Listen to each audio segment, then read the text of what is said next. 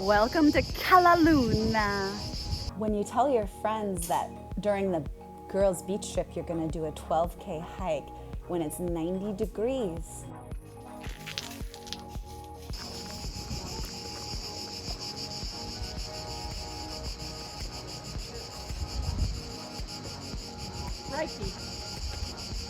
Get down into that water, girl. Welcome back to Crave the Planet. Today we're going to go on a journey in Sardinia. Fortunately, when we actually did the hike, it turned out to be way better than that. And while it is hot, it's definitely manageable because once you hike into Cala Luna, you go and enjoy the beach and snorkel in the electric blue water. But then you actually get to take a ferry back to where you parked the car. All right, let's see where this goes. Follow along and on our hike in June. That water, oh my God, look at that water. Ah. Yeah.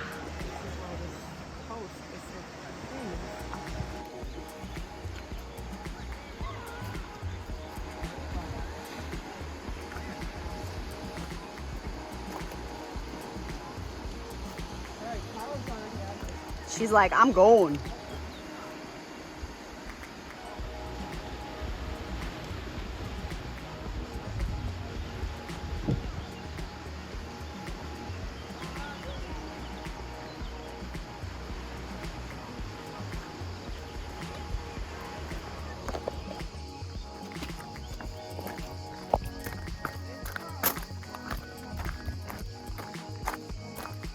Pretty nice path. Here, Morgan.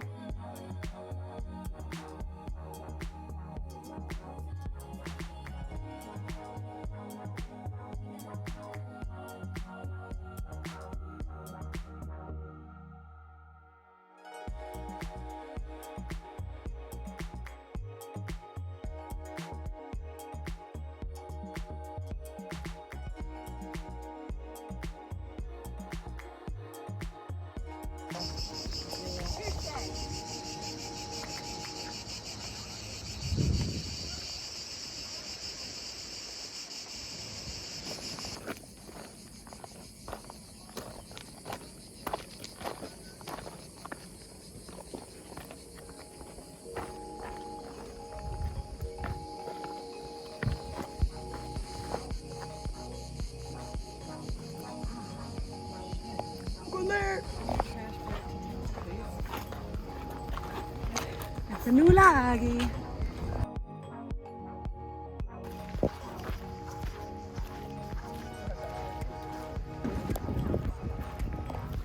That's a big, that's a hard no.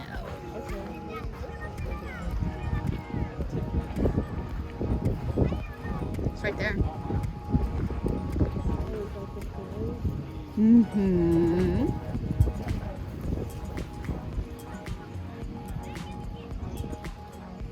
Yeah, we came from all the way up on the top there.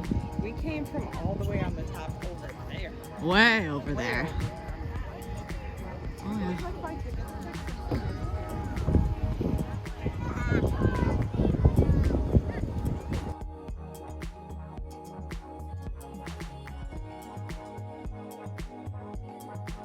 All right, folks, if you want the quick and dirty of the Cala Luna hike, what you're gonna do is you're gonna go to Cala Baunei, which is a little resort town with lots of great seafood restaurants.